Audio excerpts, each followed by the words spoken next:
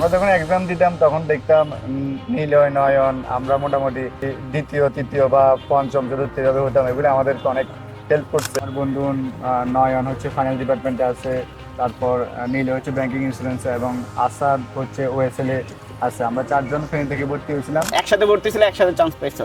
তো আহমদ ভাইয়া, তুমি হচ্ছে যে আমাদের ডিইউ আইসিইউ ব্যাচের খবরটা কিভাবে পাইছিল বা কিভাবে ভর্তি হয়েছিল? আমি মূলত ডিও আইসিইউ বেসের খবর পেয়েছিলাম আমাদের এক সিনিয়র ভাইয়ের কাছে। তিনি এখন এমআইএস ডিপার্টমেন্টে আছে ঢাকা ইউনিভার্সিটির। তা ট্রেনার দেখা দেখি সান্নিধ্যে আমরা আমি সহ আরও তিনজন ছিল ফেনীর। ওনার কাছ থেকে পরামর্শ নিয়ে এডুকেশন ভর্তি ছিল, এবং কি আমরা সবাই প্রি ক্লাস করেছি, প্রি ক্লাস করার মাধ্যমে ভর্তি হয়েছি।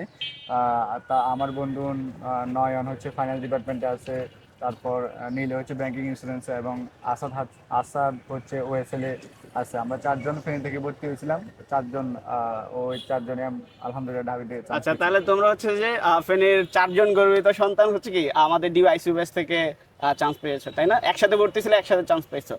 ওকে, তাহলে তো খুবই ভালো। দ্যাট মিনস হচ্ছে যে এটা মানে কি ফ্রেন্ডরা একসাথে ভর্তি হইলে এই যে আলোচনা করে ডিসকাস করে পড়া যায়, রিভিশনের বিষয়টা থাকে বা নিজেদের ভিতর আলোচনা করা যায়, এতেও কিন্তু হেল্প হয় কিনা, তুমি কি মনে অবশ্যই করো? হেল্প করে। আমরা যখন এক্সাম দিতাম তখন দেখতাম নিলয় নয়ন আমরা মোটামুটি দ্বিতীয় তৃতীয় বা পঞ্চম চতুর্থ এভাবে হতাম, এগুলো আমাদেরকে অনেক হেল্প করছে কম্পিটিশন বাড়ানোর জন্য। আচ্ছা আচ্ছা, তাহলে হচ্ছে যে মানে ফ্রেন্ডরা গ্রুপ করে ভর্তি হলেও এখানে একটা অ্যাডভান্টেজ পাওয়া যায়। তাহলে তো খুবই ভালো। তাহলে তোমাদের চার বন্ধুর জন্যই শুভকামনা। হ্যাঁ, সো সবাই লাইফে শাইন করো এবং ডিপার্টমেন্টে ভালো করে পড়াশোনা করো, ইনশাল্লাহ ভালো কিছু হবে। ঠিক আছে ভাই?